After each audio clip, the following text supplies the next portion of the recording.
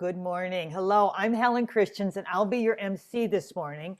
I'd like to welcome you to the Sunday morning meeting of the Humanists of Greater Portland.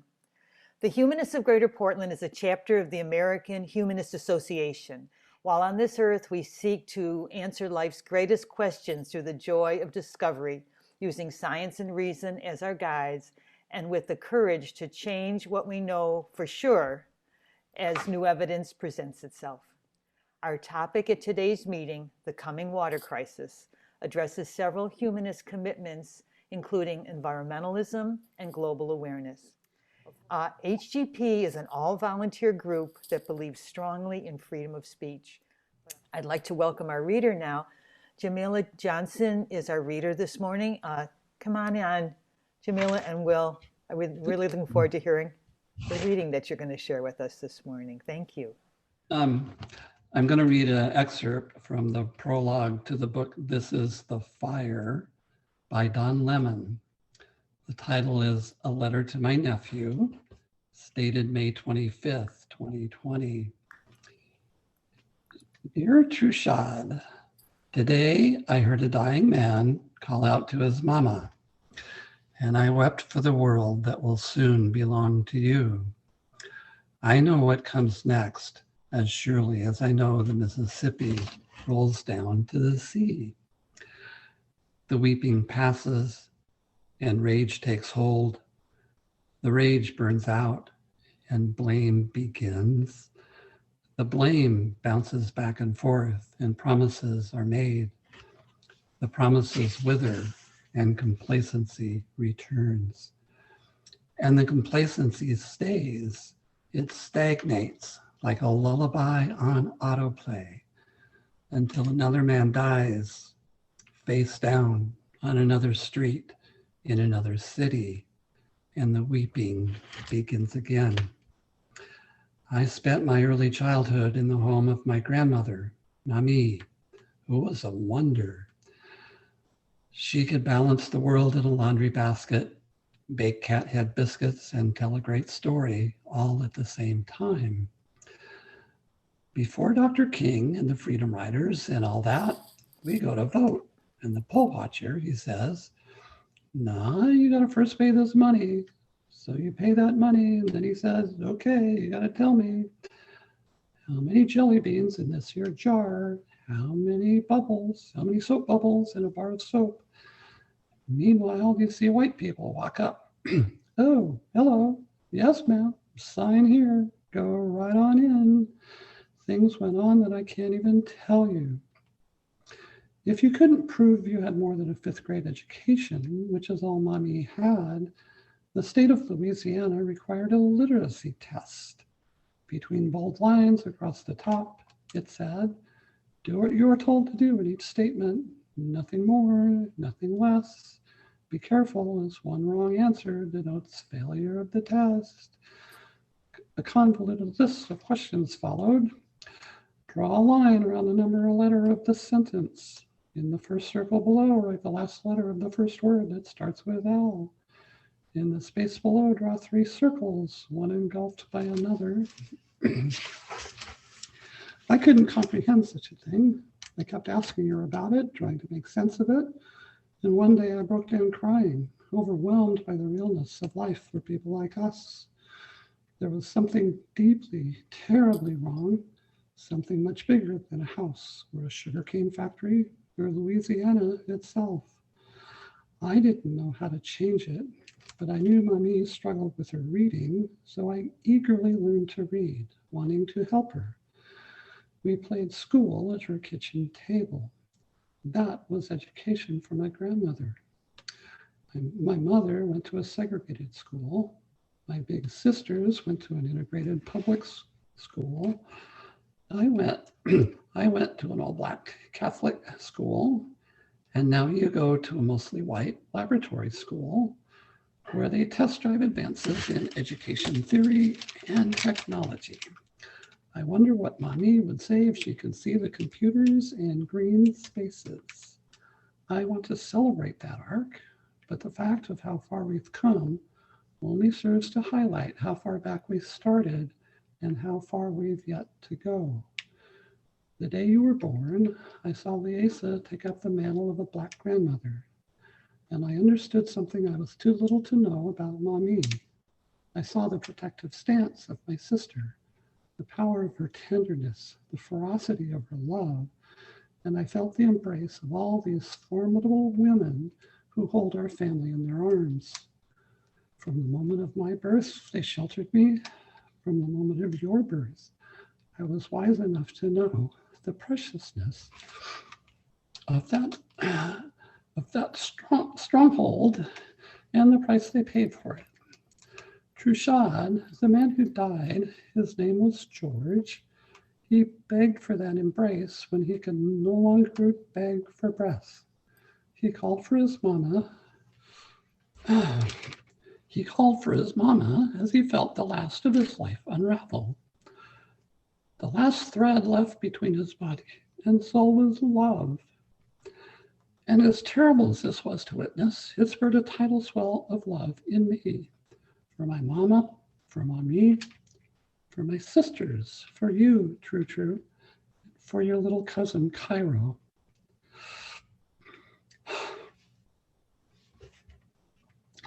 Weeping, rage, blame, promises, complacency. If our last honest breath is not love, I don't know how we live to fight through it.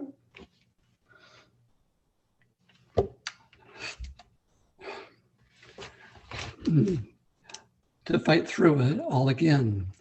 I need to believe we'll wake up, rise up, and stay standing this time. My greatest fear is that the world will jade itself and grow numb, that the death rattle of a man who looks like you and me will no longer move the world to tears, that there will be no tears left, no purifying rage, no chafing blame, no hopeful promise, only the wax museum visage of complacency. You're old enough now to know what's going on, approaching the precipice where you'll begin to understand. Soon you'll see the difference between those who preach, those who march, and those who maintain a deferential silence, while the bullhorn of racism blares the same foul tropes it's been sounding for 400 years. I promise you, True, because I love you, I will not stand among the silent. Silence is no longer an option. Thank you. Jamila, that was beautiful and so well read. Thank you. Thank you for sharing that. I'd like to now welcome today's speaker. We are so honored to have Oregon State Representative Mark Owens join us. Representative Owen represents District 60 in Eastern Oregon. He currently owns and operates an alfalfa ranch and custom haying business in Harney County. During the 21 legislative session, Representative Owens served as Vice Chair of the House Committee on Water and on the House Committee for Education, Energy, Environment, and Human Services. He'll be speaking to us today on Oregon's water crisis. And Mark, I can't tell you how much I appreciate you joining us today. I agree with you. We need to really look at this water issue, and I so thank you for sharing your experiences with us. Come on. Thank you, Helen, and thank you all for taking the time and allowing me to come talk about water today. I appreciate it. As Helen said, I serve in House District 60. So House District 60 is 23% of the southeast corner of the state, encompassing almost 5 counties: Harney, Grant, Baker, Malheur, and part of the lake. So we have different areas of water and different areas of ag, but agriculture is the driving factor in our communities. I got into politics, probably the progression that most people took. I got into school boards, I got into planning commission, opportunity came open for a county commission. I got into that because of water conversations that I'll share with you more today. Then on the reverse domino effect from now Congressman Bentz, I was sitting actually in a water meeting when I heard that Representative Walden wasn't going to run again. I didn't think much about that. Then about 2 weeks after that, I was talking to my wife about 2 years ago this time that, hey, hon, why don't I try to run for state representative? And that scared her and scared me. I still have 2 kids in school. She's a school teacher, and it's a big commitment. But she gave me her blessing, and we took that dive, no pun intended, and been now in the House of Representatives for 2 years. I've been fortunate enough to get some assignments to committees that I have a real passion for, and one of them is water. And David reached out to me about, I don't know, 6, 7 months ago. Hey, do you mind coming talking to us at a humanist meeting in September? And I said, sure. I didn't know what that meant, didn't know what that entailed, but here we are. Water conversation can be real huge. What I'm going to focus on is we'll go through some slide deck, go through some slides, and I'll just tell you my journey of water from about 2015 on. It has a strong focus on groundwater. It has a strong focus on management. And then we'll open up the conversation just to have a conversation, hopefully with all of you, answer some questions, talk about water in a more holistic approach, and just have a good time. So, and feel free, I'm great. You can interrupt me, do a chat, raise your hand. Let's not make this too formal. So again, welcome. Thank you for taking the time to listen to me and have a discussion on water. Water in the coming crisis. I would challenge that the crisis is probably not coming. It is probably here. We are in historical drought. As many of you know, we've had low rainfall for multiple years. We've allocated over the extent of the groundwater and surface water in the state of Oregon. We're starting to ration water. You don't have to look any farther to communities in Klamath, where we don't have enough water for the sucker, we don't have enough water for the salmon, and we don't have enough water for the ag. The crisis is here. You could look at Harney Basin, is where I live as a farmer. And in about 2015, the department came in and said, hey, maybe we have a problem here. And that's when I first learned that, water in the state of Oregon is a public resource managed by the state. And the department and agency that has that lead in the quantity of water is the Water Resource Department. And that's important to understand. Just because somebody has a certificate for in-stream or out-of-stream water to utilize that water, it's still publicly owned. No individual in the state of Oregon owns water. And that's going to be very important as we talk about the water future and different managements and scenarios that we play out. So water in the state of Oregon is a public resource managed by the state. So like I said, in 2015, actually in May of 2015, I was a farmer and we had started to see some water declines, wells starting to suck air, people having issues with domestic potable water, ag community starting to struggle. We'd seen a very big increase in the amount of consumptive use in the basin in probably the last 10 years. We started to get concerned. We started to have some conversations. Water Watch from Oregon got involved. But in May 2015, the Water Resource Department came into my basin and we had our first public meeting. They show this blue bar graph. This blue bar graph I still use in almost every presentation that I do on water or conversation that I have on water, because it's very telling of then the current management system of groundwater within the state of Oregon. As you can see, the data that we had was from 1968, a Robinson study on the far left-hand side that said the total recharge into our basin is approximately 260,000 acre feet. We have 3 drainages in the Harney Basin. We got the Sylvies, the Steens, and the Donner and Blitzen. And they all feed into this basin. This basin is predominantly ag. So they said in 1968, they thought the amount of water that came into our basin was 260,000 acre feet. The discharge to springs and streams is approximately 89,200. And we're a closed basin. So everything that comes into this basin stays in this basin, we thought, especially on surface water, and does not leave. So after you take out the 89,200, you end up with about 170,000 acre feet available for all other uses. So that means ecological, social, and economic. So 170,000 acre feet or so available. Currently, the department at that time had permitted 261,000 and change. So they had over appropriated our basin by probably over a third. And that was just groundwater for ag. That didn't talk about the groundwater dependent ecosystems. That didn't talk about our domestic and potable wells. Just for ag, they had over appropriated our basin by quite a bit. And currently at that time, only about 183,000 of those permits have been developed. So even at that 183,000 compared to that 170,000, we had started to see some significant issues in parts of the basin where we had to keep deepening wells and moving forward.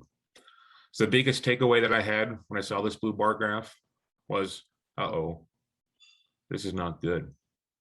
At that time, the department decided that they would partner up with USGS and do a comprehensive groundwater study of Harney Basin. That's a good thing. We'll need data. You cannot manage what you do not know.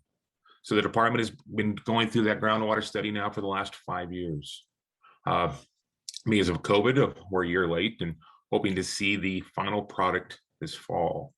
Once we see the final product this fall, we're going to sit down with the state. We're going to figure out specifically what different management areas might need to occur in our basin and what our community collective goal is in water. Because in state statute, you'll have to hit a reasonable, stable groundwater. And we're not reasonably stable right now. But I also have a desire to make sure that we transition out of this slowly to make sure that we have not unintended consequences on our economy. But we also have to realize what the effects that it already has had on ecological and social issues. So I thought naively that maybe Harney Basin was an anomaly. I guess it occurred because, well, I didn't really know why, maybe just because the data was old. So then, as you probably some of you remember, in about 2017, the Oregonian did an article on draining Oregon. And the emphasis of that article was the Harney Basin situation. But it started to show me that this trend had probably occurred and had occurred in more places than just Harney Basin. If we look north up into Pendleton and those areas, we can see that they potentially over-appropriated those areas just as much as they had Harney Basin. And that different parts of the state had also gone through different over-appropriations. I started to think and scratch my head is, why? Why is this occurring? Why do we use data that we have, even if it's old, and then not follow through with it on allocating groundwater? Start to question whether the department has a plan, a process, or where maybe the dysfunction is. So then again, in 2017, by this time, I'd become a county commissioner and also been appointed to the groundwater advisory in the state of Oregon. And we started talking and having conversations about management of groundwater.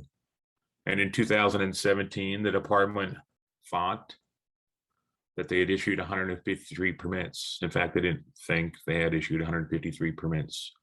121 of those permits, it stated in the groundwater review that it cannot be determined whether groundwater is over appropriated. What that means, it cannot determine if groundwater is available.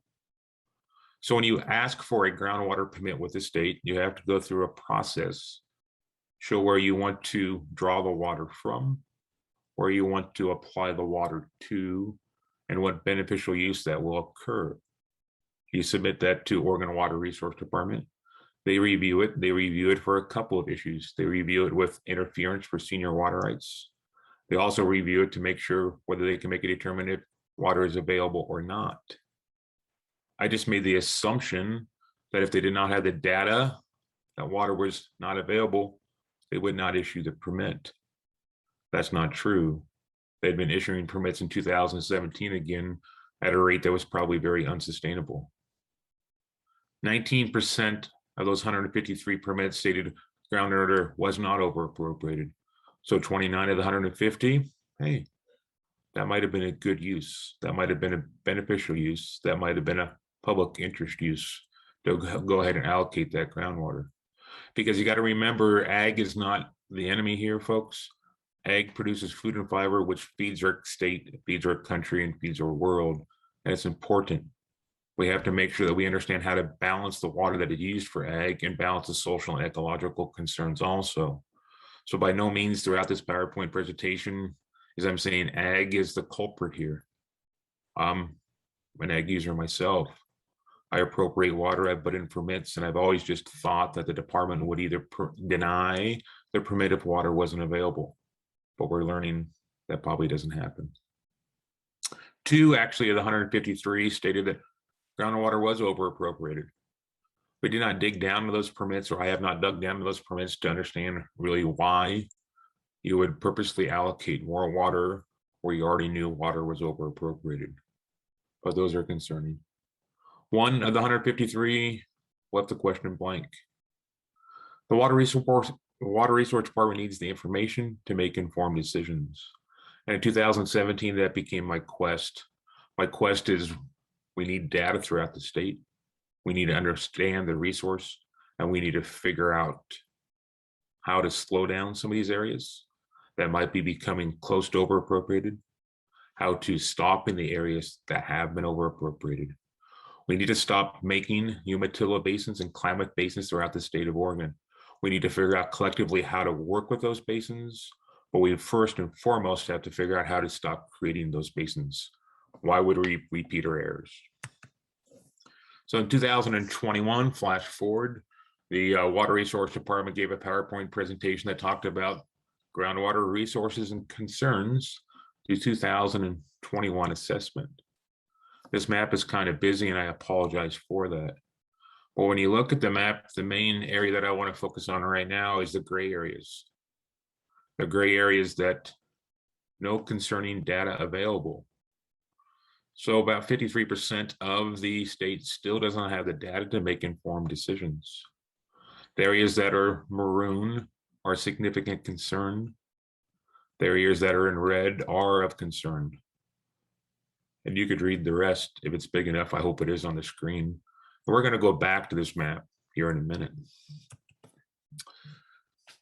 So of that assessment, significant concern, these areas like our Klamath, Umatilla, or Harney Basin, the ones that have got to a point where we're going to have to shut off a lot of water, we'll hopefully work with communities to figure out how to back out of the situation that we have caused.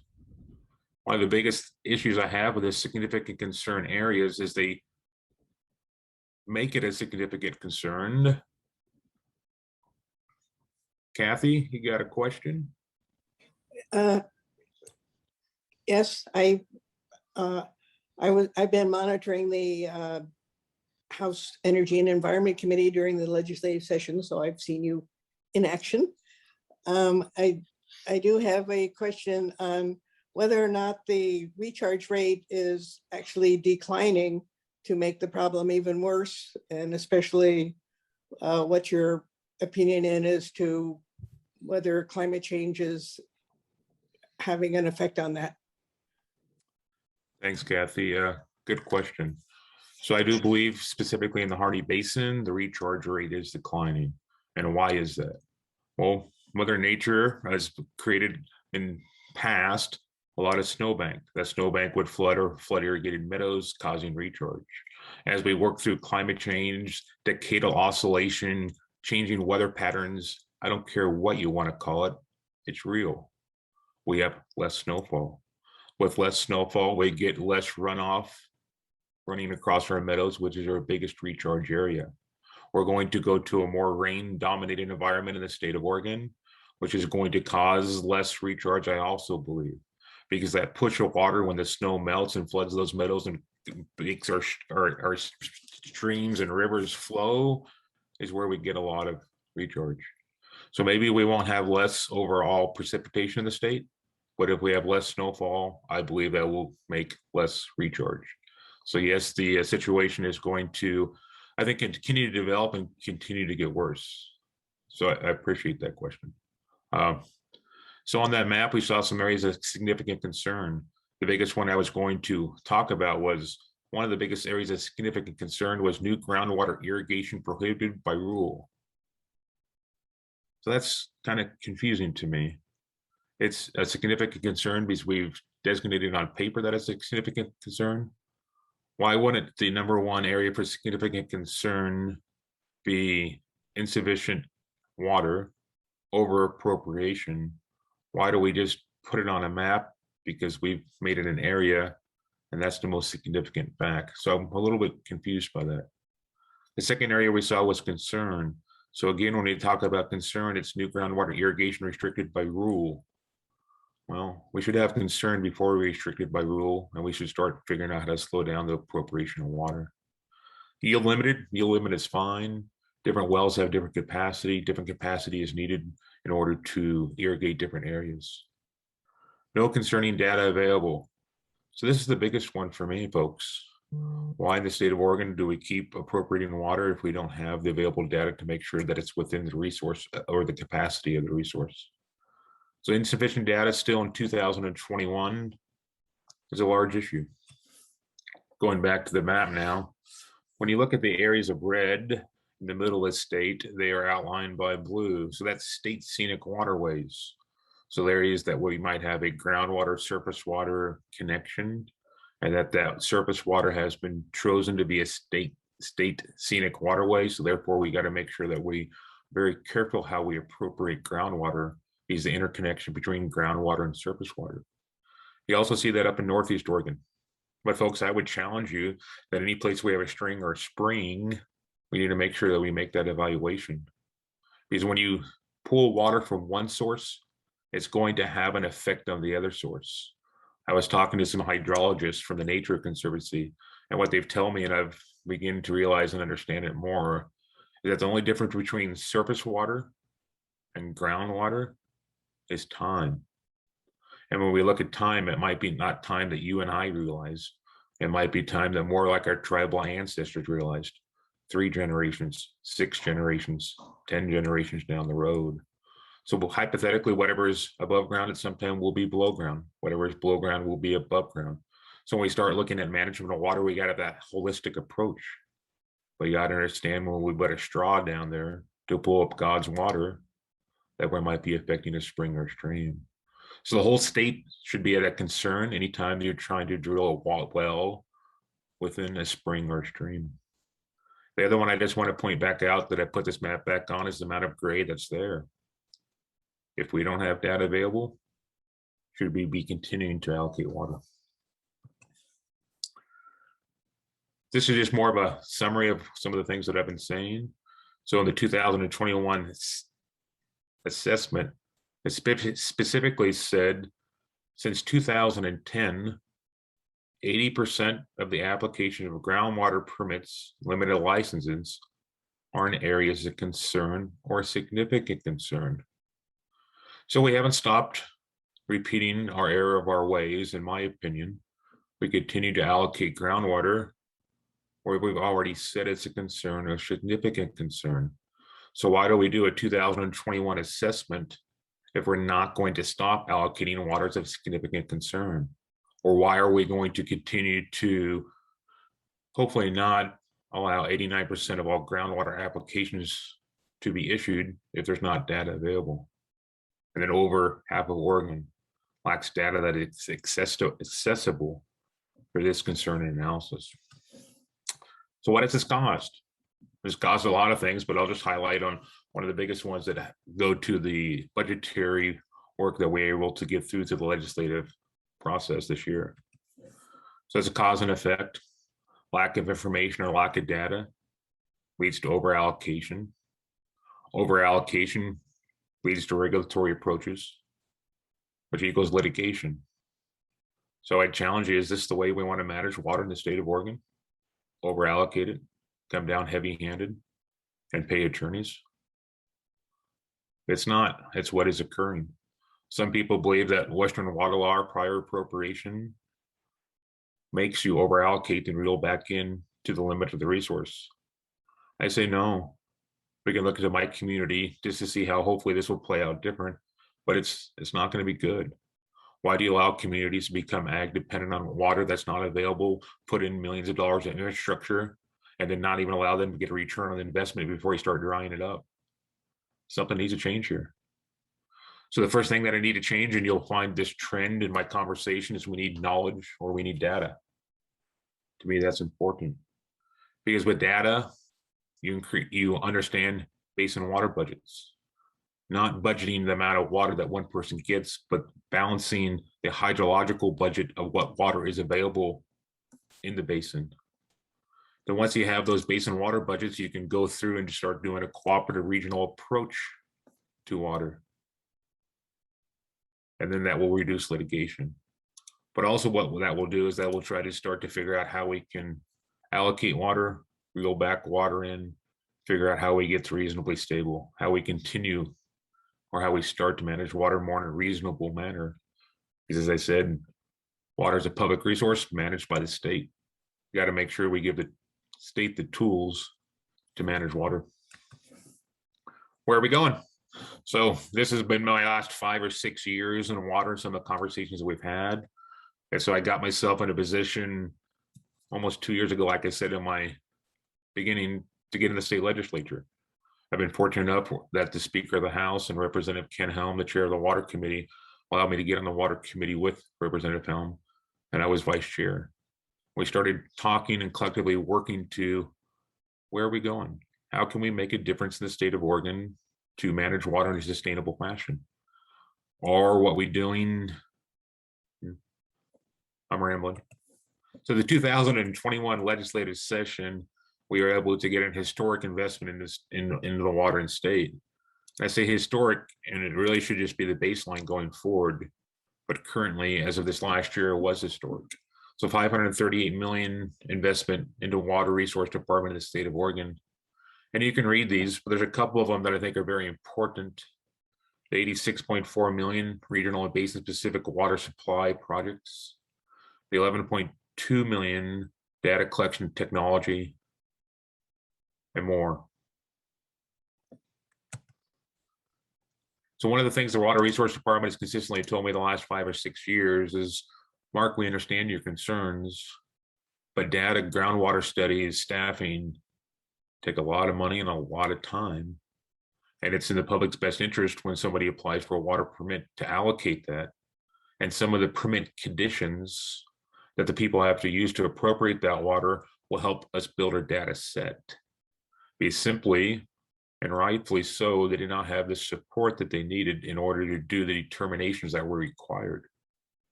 So hopefully this session, we tried to take some of that. We tried to give them more FTE, more employees, and more resources.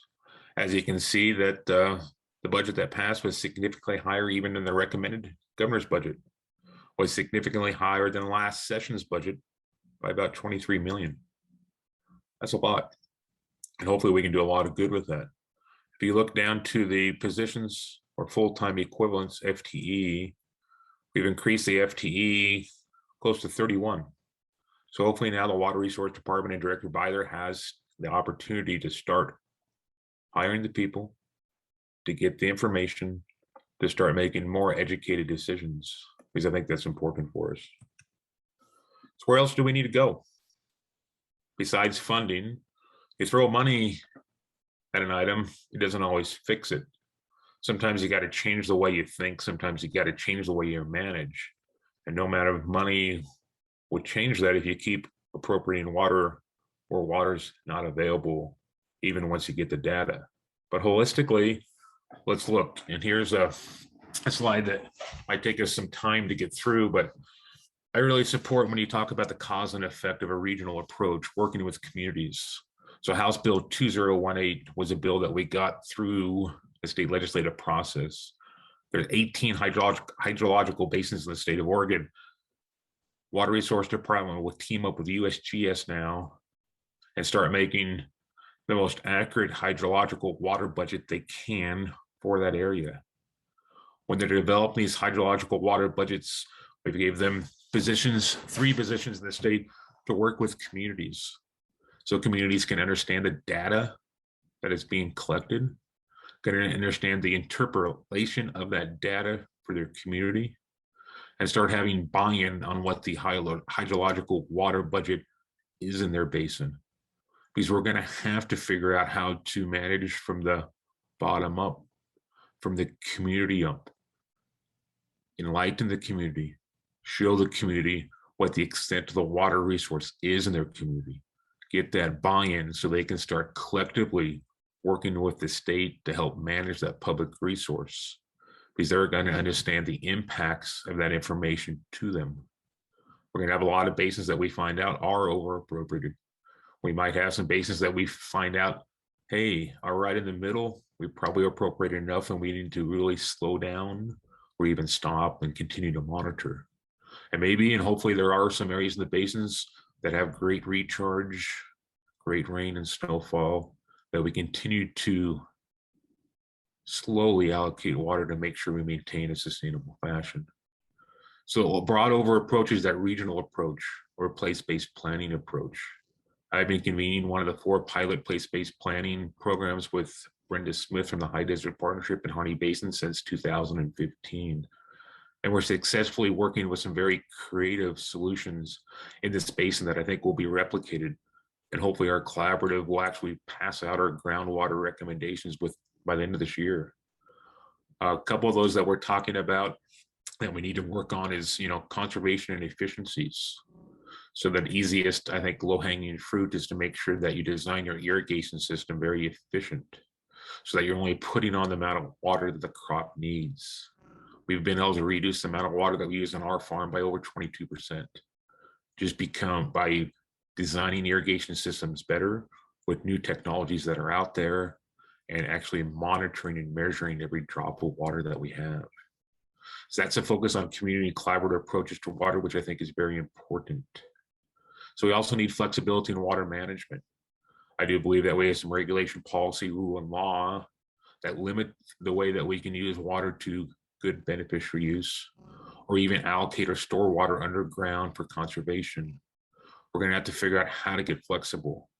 So right now, if I have a piece of ground that I put that water permit in for, like I told you, I had to show where I was going to draw that water from and what ground I was going to put that water on. In Harney Basin specifically, the average water certificate or permit that it's been issued in the past give you 3 acre-feet of water. I can grow a crop with less than 3 acre-foot. So I could leave that water in the ground for conservation, but there's no way in Oregon for that water to stay in the ground. The person with the next junior water right can appropriate that water. Or if I could figure out how to grow a crop with maybe 1.5 acre-foot of water, maybe I wanted to leave 25% of the remainder in the ground for conservation, or I actually wanted to allow one of my neighbors to use 25% for another source. Maybe it's a potable well, maybe it's a municipal use, maybe it's a commercial use. There's no real way in Oregon to do that with groundwater. There is allocation of conserved water, which works in surface water, but that gets awful clunky when we get into groundwater. The other thing is we look towards regional approaches, we need to make sure that we start looking at natural and man-made storage. If climate is changing, which I believe it is changing, and we're going to have less snowfall and going to more rain-dominant events in the state of Oregon, Mother Nature is not going to be storing that water for us. And that is the biggest reservoir of water that we have in the state is snow. We have to figure out how to slow that water down if Mother Nature's not going to. We need to make sure that we store it above or below natural or man-made. I don't care what it is. In fact, I believe the local communities working with all those that want to be in water conversations in that area need to make those determinations. But we're going to have to figure out the natural and man-made storage of water. Internet of water. So right now, as we start to build data of water, we need more than just the quantity of water that's available. We need more than just that hydrological basin. We need to understand the quality of that water. We need to work with DEQ. We need to work with the other agencies that have any direct or indirect access to water. And we need to start putting this into some sort of format that everybody can readily use and see it. That's from the individual, that's the farmer, or the individual that has a domestic well, or the person that lives in a municipality. It was a public resource, and we're going to build data. The public needs to have the ability to look at that data, to share that data, and understand what is happening to that public resource. We also need to make sure that we have a new mindset on new appropriations of the resource. Like I said earlier, just throwing that money at an issue is really not going to solve the issue. We need to figure out holistically how we're going to change what we've been doing in the past to what the reality of now and the future talks about. Then there's also some very creative ideas that we can look at that have been tried in different places like Australia to California, from water markets to conservation reserve enhancement programs. So water markets basically is one that our collaborative is looking at in Harney Basin. So what that would do is come in and give a baseline of the amount of water that's currently allocated in an area, and each person should get an amount of shares. And when we collectively understand what our goal is to reduce water, you would have a reducing amount of shares per year. You could utilize those shares, but you would eventually start using less water. Conservation Reserve Enhancement Program is something that we're going to kick off in Harney Basin also, that we got an appropriation from the Water Resource Department to work with the federal farm plan of 2018, start paying some of these farmers to dry up the land and voluntarily reduce their usage and voluntarily cancel their water rights. So, I mean, a big subject, but I very strongly support regional approaches, working with the communities as we collect this data, have some ownership, have some buy-in, so the communities can weigh in on their water future. So I started out with a sentence or a quote of, water is a public resource managed by the state.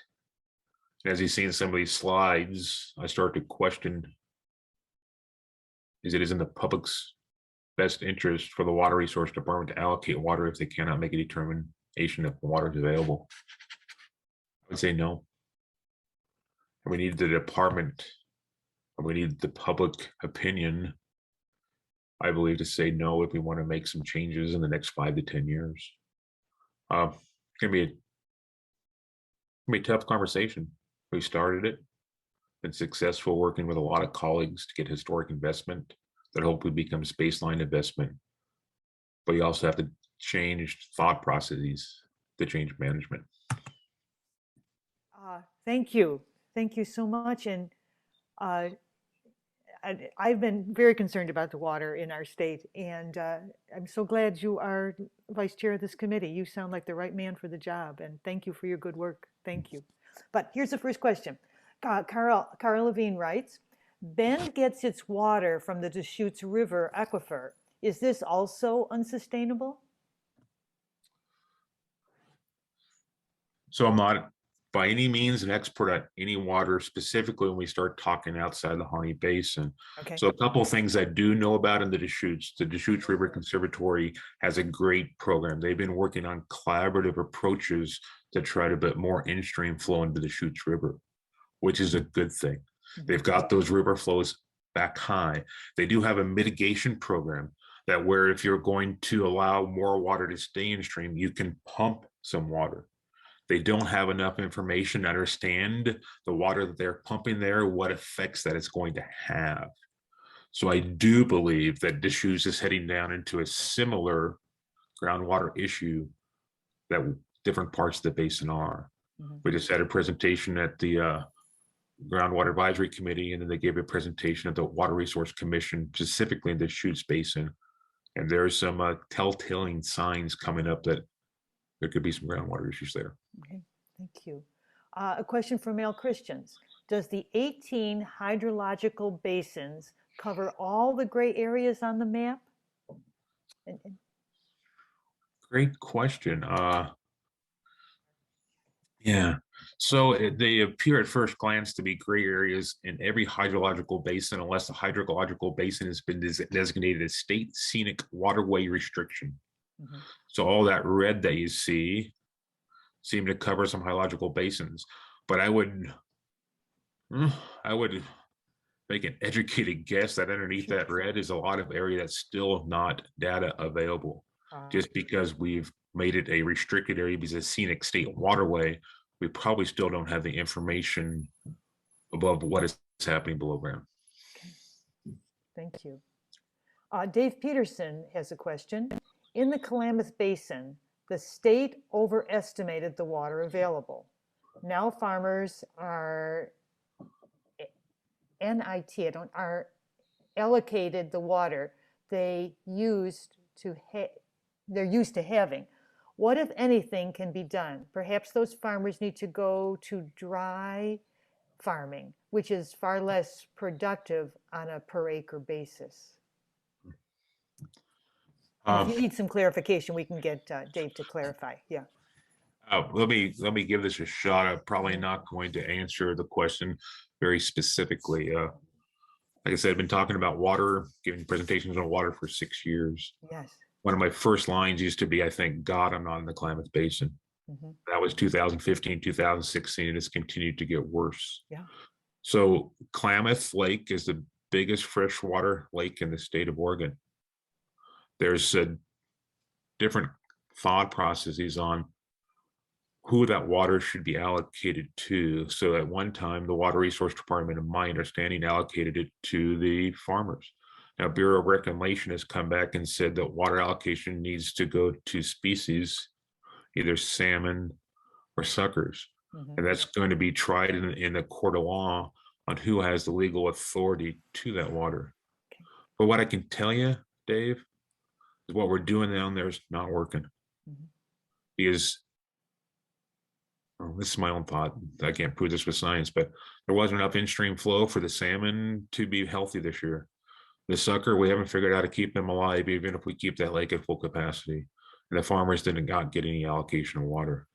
So all three entities might wither there. And it is the biggest freshwater lake in the state. So we need to work with that community. We need some statement to step up that have vested interest in that community. We need to figure out how we appropriately use that water, because what we're doing now is not working. Sue Pierce has a question. Sue, can you please come in?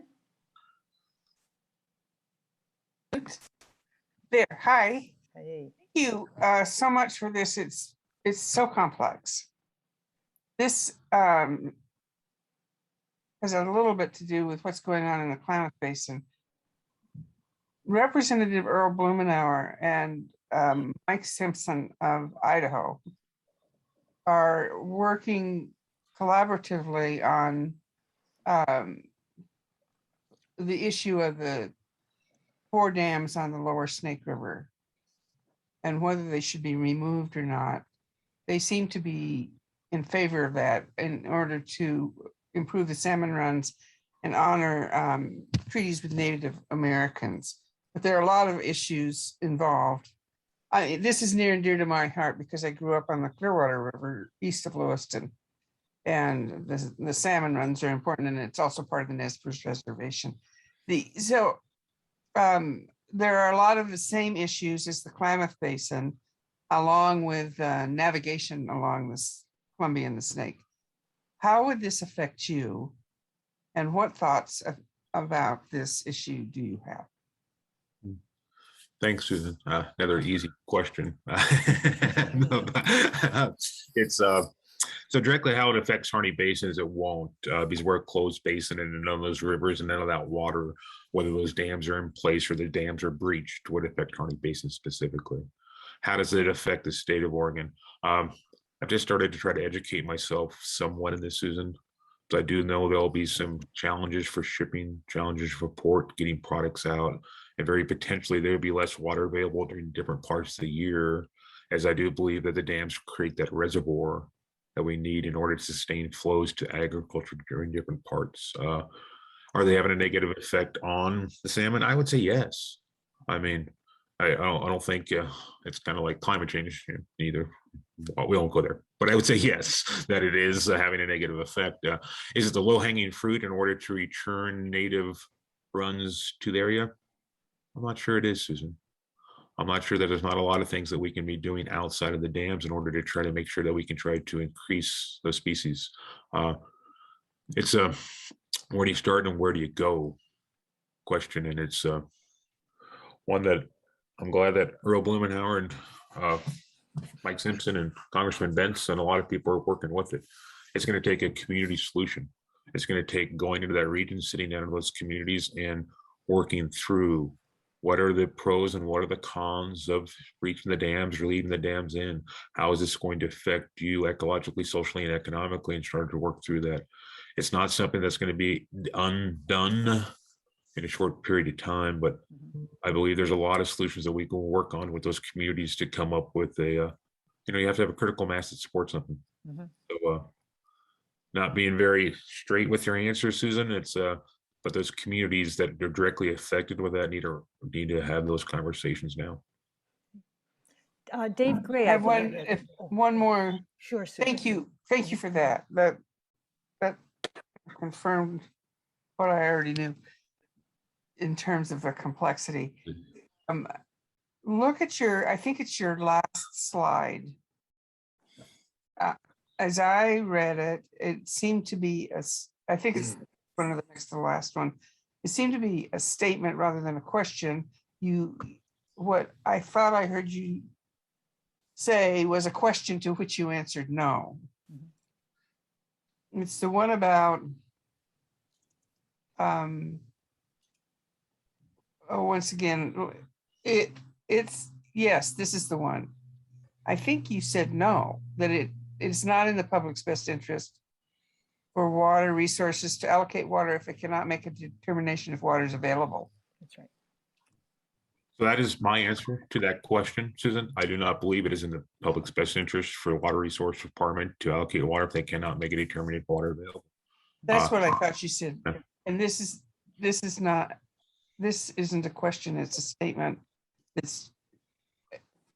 That was just a little bit of editing, unrequested editing. Perfect. No, I appreciate that. It's the first time I've ran through this slide deck. I put it together in the last couple of days. So I honestly do appreciate that, because I'm going to be changing this slightly because I got several presentations lined up, and I will make that either a question or a statement, and not put it as a statement and ask the question. So thank you, Susan.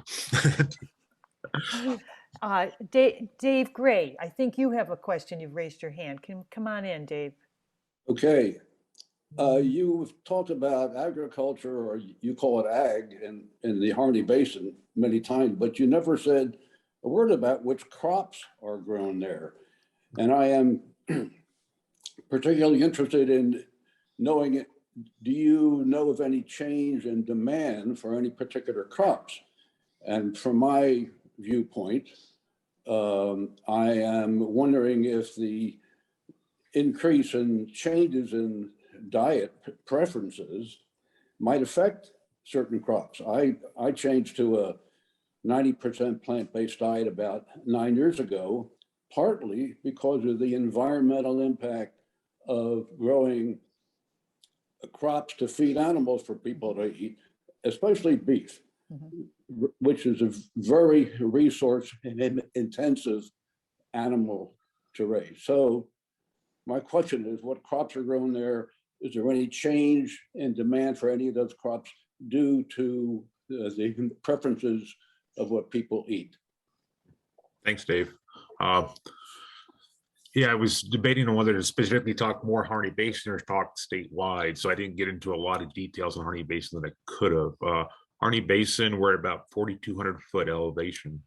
It can freeze any given month, any given year in the Harney Basin. Our average growing season is about 60 to 90 days. Because those limitations, we don't grow much besides forage crops for animals.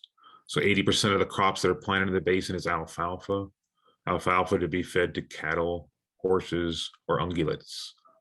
That's our main crop. Those other 20% that are not in alfalfa are in a rotation, probably going to alfalfa, or we do some mint and carrot seeds. But we do not produce, to my knowledge, except for some very local small hobby farmers for farmers markets, anything that actual produce for people to consume. So our crop choices are very limited, Dave, and we have not seen a direction of change because of the questions you ask. Are we going to have to change to alternative crops? I believe so. One of the other questions that was talked about that I didn't answer, and something that we've been working with in the Harney Basin, is dryland crops. So Klamath Basin, an issue is how much dryland can you produce? We've talked about that in Harney Basin. The problem with Harney Basin is we receive an average of 8 inches to 12 inches of rain a year, 8 inches of drought, 12 inches of flood. And it comes in inordinate times, not specifically needed for crop. You can't make a living with dryland crops in Harney Basin, even if you own the land. And I would say a lot of that plays out true down in Klamath Basin also. there's just not enough return on your investment for dryland crop with the amount of natural precipitation that comes. So David, to answer your question shortly, we don't have a lot of flexibility right now. So. Thank you. Thank you. Hank Robb, your hand is up. Do you have come on in with a question? Well, I was wondering about your next to last slide, because it's easy for me to imagine, but it's only my imagination, that people would answer your question just like you answered it, which is no. And therefore, the state of Oregon should just get out of all this business and it should be turned over to some kind of other private market activity. And that's what we need to do. We just need to get the state out of this business. It's screwing everything up. Does that kind of reverberation happen where you are? It does. It does, Hank.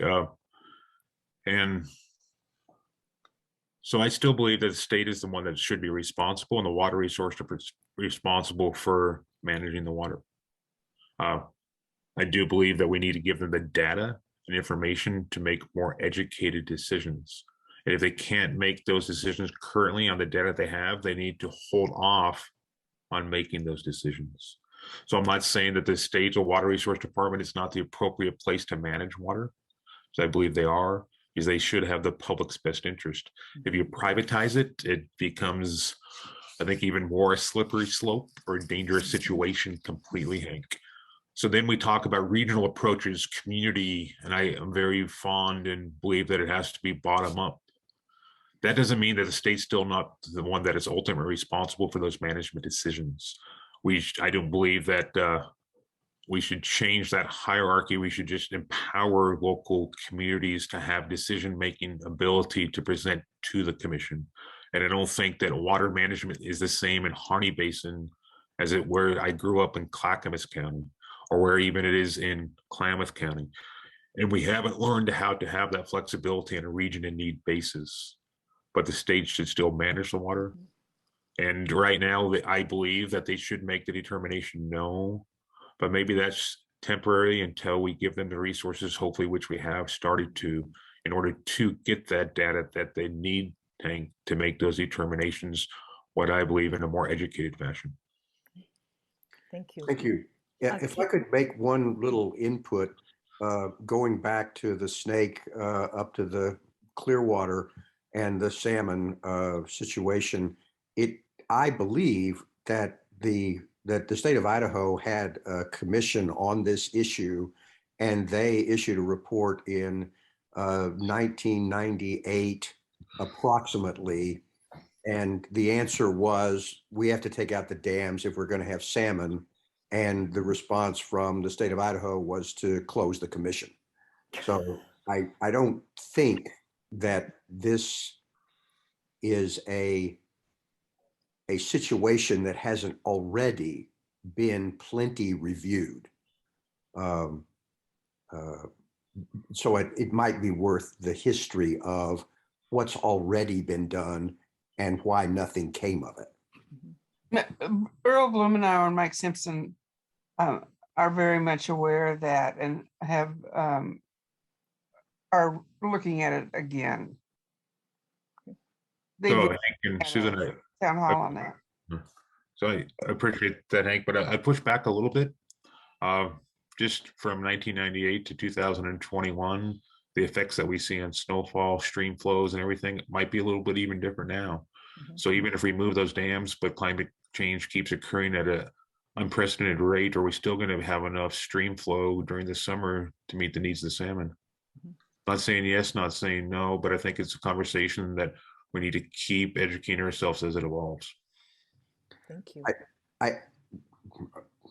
I apologize in one way, but I think that you may be right, that the answer will be no, we've already so decimated the runs that there's no way to bring them back, which was the whole point of keeping the dams in place, to keep them long enough that it won't be possible to bring the runs back.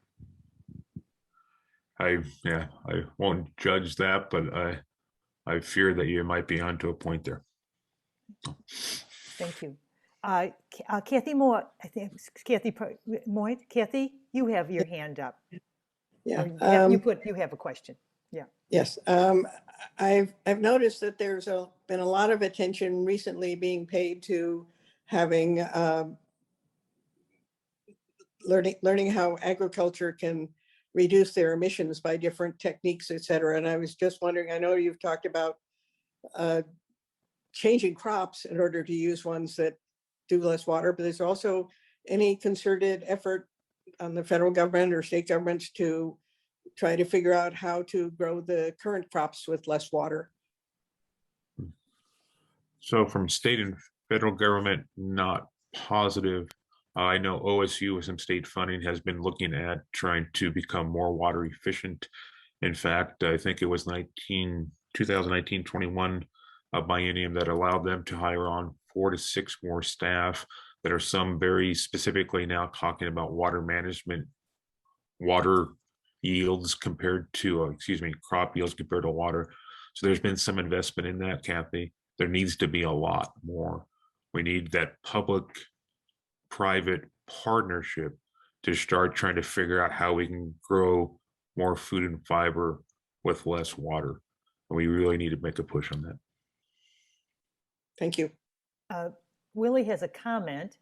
Our lawns are big users of water. How about a rebate for artificial lawn installation? We're trying to get the water away from the green grass. All right.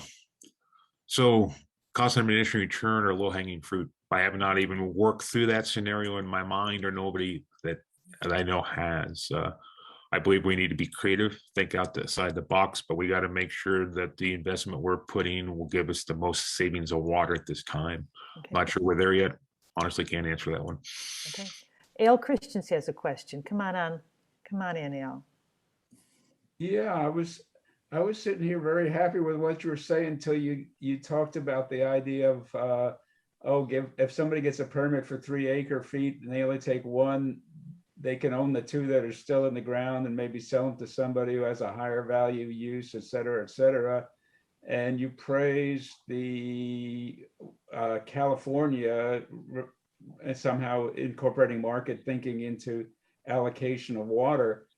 And what you get with that, unfortunately, is what you see when you walk into the grocery store in Oregon and you try to buy citrus from someplace other than California. There isn't any. All the oranges and grapefruits and stuff that you see in the stores here mostly come from California. And this makes absolutely no sense that California, which has a much drier climate than Oregon, is growing all the citrus because it's all water that's been manipulated through various market maneuvers and private ownership and political influence to get the water to the people who want to raise citrus. And I think you have to take a close look at that before you create a private resource of water still in the ground. And and you haven't talked about what happens when this shortage of water turns into a flood of money coming into the water business in Oregon, and how the small communities will be able to responsibly handle things when they have the pressure of all the funds seeking water from around the region that is now going to be hit by continued droughts for a long period. Thanks, Al. What I learned is we all won't always agree on everything, but I appreciate the perspective. What I can say specifically on the water markets, I'm not sure I was praising California, but it's one that we're looking towards.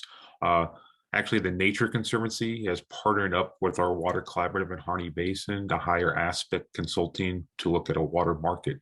And part of that water market to us is trying to figure out how we balance that ecological, social, and economic benefit. I don't want to see outside interests come into my basin and monopolize water. I want to make sure that it's the community putting that water to what we believe is the best use. And the thing that I might have gone too fast on, As a water market program, we'd be looking at would be having a declining shares so that the baked into it is you'll start using less water until we reach our desired condition where our community, and hopefully our desired condition for the community sometime in the future, is what is reasonably stable. So I don't believe you'll see a large influx of funds coming into these areas if the water markets are designed correctly and you keep the transaction fees done and you make sure that water stays within the community. But it's still a lot to be learned from Al. I've looked into a lot of the Australia models. Diamond Valley in Nevada is trying to get to an annual sustained yield through a water market. They can be pros and cons to them, Al, but we're still exploring them. So don't give up on it yet. So Okay, thank you.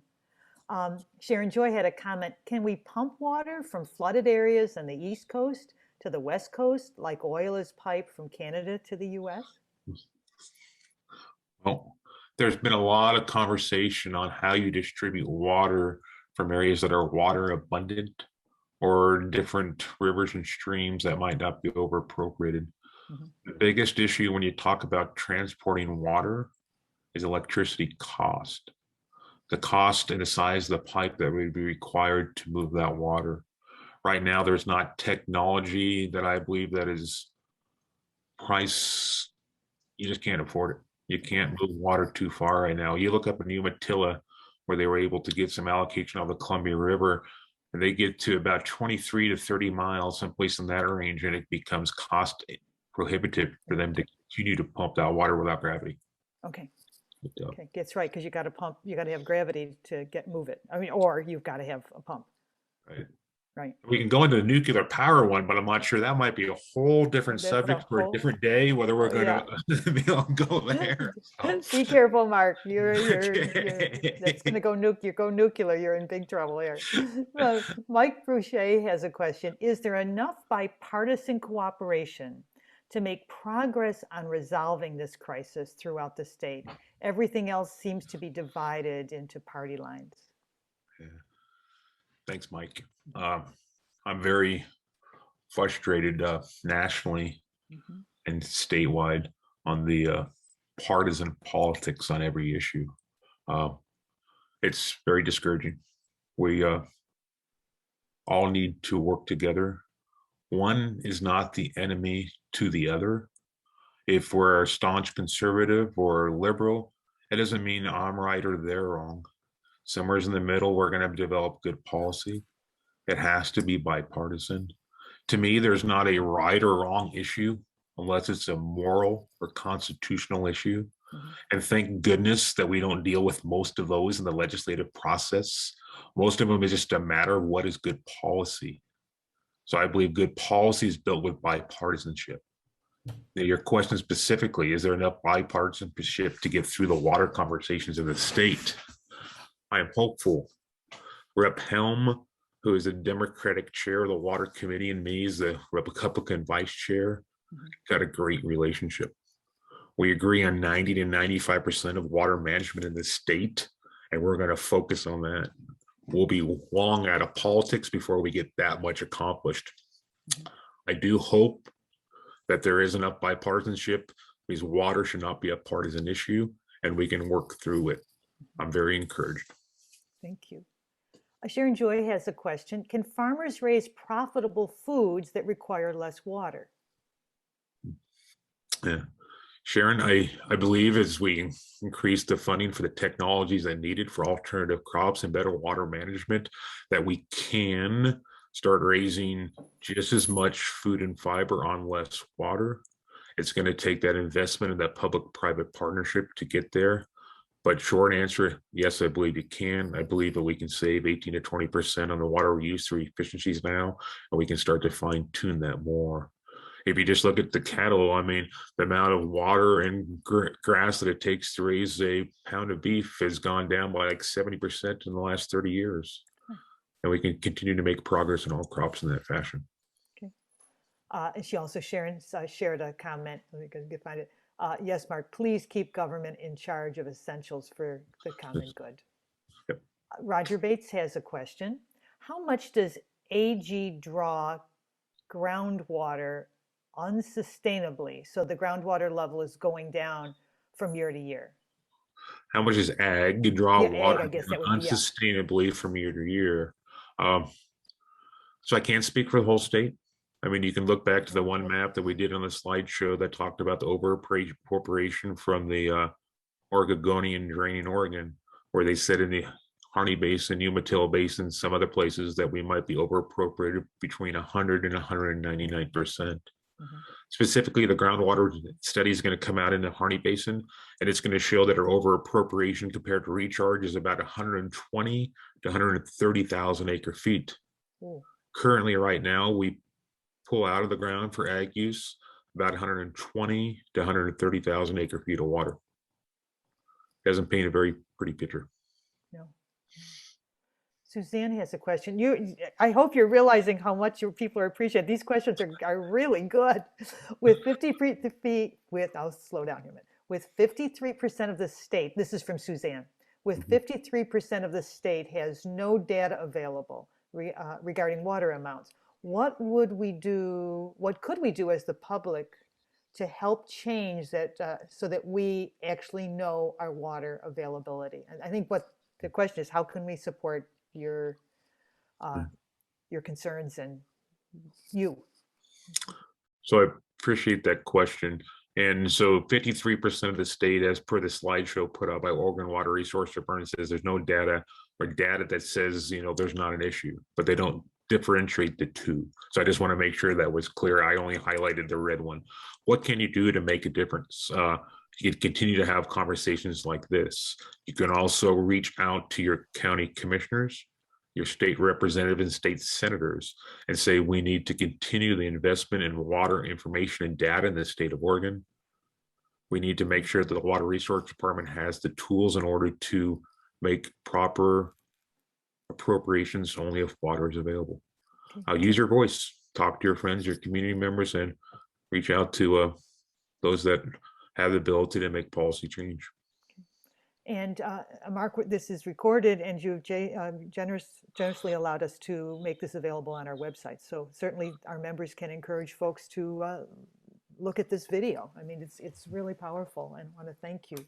Let's see, Mark. Let's see. This may be our last question.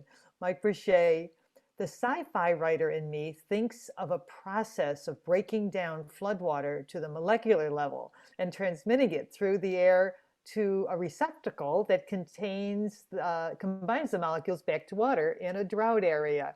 Is there any, I think he's, Mike, perfect here, but is there a scientific solution that you think is going to solve this problem, or is it boots on the ground kind of a thing? Scotty, we're going too fast. We're breaking up. I honestly don't know. It'd be a good one. And I just think, I mean, as we look at technology, we're moving so fast. Hopefully there would be some technology in the future, but right now we got to make those hard decisions while technology catches up. Okay. And we got a tough question here for you, Mark, but I'm going to end it with that I think it's from Dave DiNucci.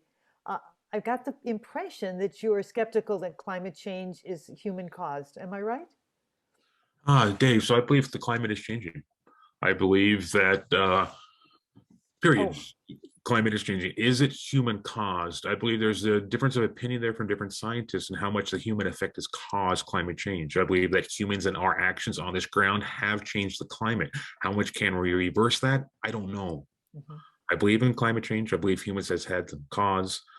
But the extent in which we can reverse, I question. So I'll leave it at that. Okay, thank you. And that was a question from David Gray, not Dave DiNucci. We got a lot of Daves in our organization, but thank you. All right, well, we've run out of time. This was wonderful. Thank you so much for an amazing presentation. I truly appreciate it.